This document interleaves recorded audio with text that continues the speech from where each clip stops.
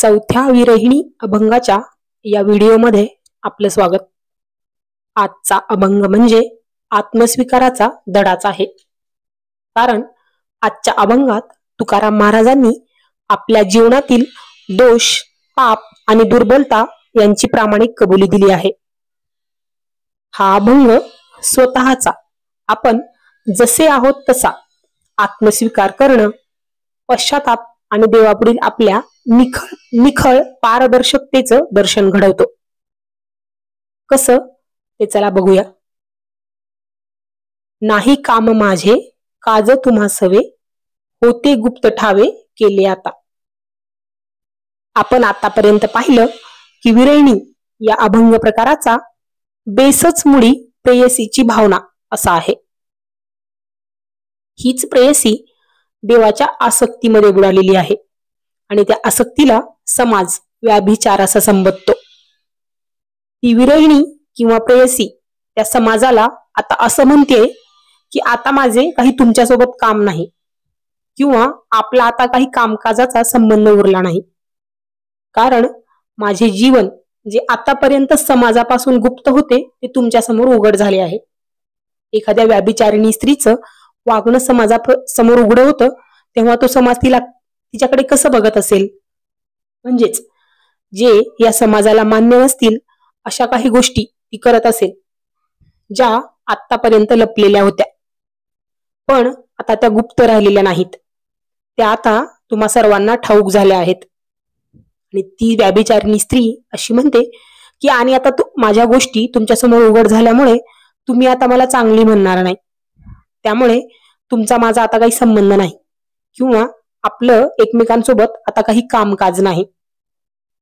या चरणातील काम आणि काज या वेगळ्या पण सारख्या अर्थांच्या शब्दामधून कामकाज असा जोड शब्द तयार झाला असावा असं मला वाटतं।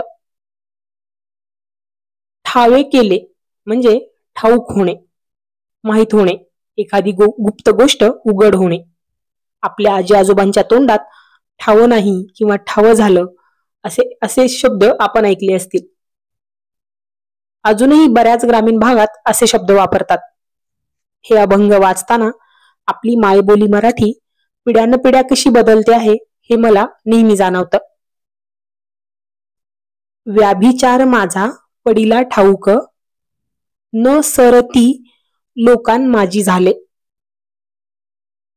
या चरणात ते कबूल करतात की माझ्या मनात कधी कधी विचलन झालं, मी चुकलोही, माझं मन भटकलं आणि आता हे सर्व उघड झालं आहे। माझा व्याभिचार, माझ्या चुका, माझे दोष हे आता लपलेले नाहीत। आणि न सरती लोका माझी झाले, न सरती म्हणजे लोकांमध्ये आता माझी बदनामी झाली आहे। ती विरहिणी इथे स्वतःला दोषमुक्त समजतच नाही किंवा आपण केलेल्या चुका ती झाकत नाही, तर ती स्वतःची चूक मान्य करते। माणसाचा दोष, अपराध एकदा उघड झाला की तो पुन्हा लपवता येत नाही। गुप्त असलेल्या गोष्टी एकदा लोकांमध्ये झालेल्या पुन्हा झाकता येत नाहीत। त्यामुळे या चरणात महाराज असं सांगतात की आपल्या चुका प्रामाणिकपणे स्वीकारणं हेच योग्य आहे। न धरावा लोभ काही मजविशी, झाले देवपिशी तुका म्हणे।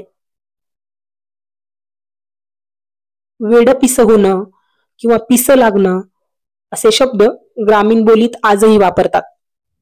हे पिस होणं म्हणजेच एखाद्या गोष्टी मागे स्वतःचं सर्वस्व लावणं। या चरणात ही विरहिणी तेच म्हणते की आता माझं सर्वस्व मी देवाकडे अर्पण केलंय। माझं नातं आता देवाशी आहे, जगाशी नाही।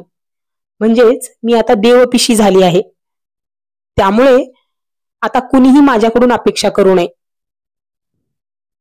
माझ्याशी कुठलाही मोह आणि लोभ ठेवू नये, कारण मी आता संपूर्ण देवाचीच झाली आहे। मला वाटतं हा अभंग म्हणजे संत तुकाराम महाराजांनी अंतर्मुख होऊन दिलेली कबुली आहे।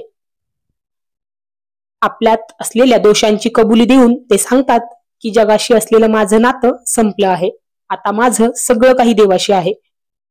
आत्मशुद्धी, प्रामाणिकता आणि दैवाभिमुखता हे या अभंगाचं सार असावं असं मला वाटतं. हा अभंग व त्याचा भावार्थ कसा वाटला ते मला जरूर कळवा. धन्यवाद.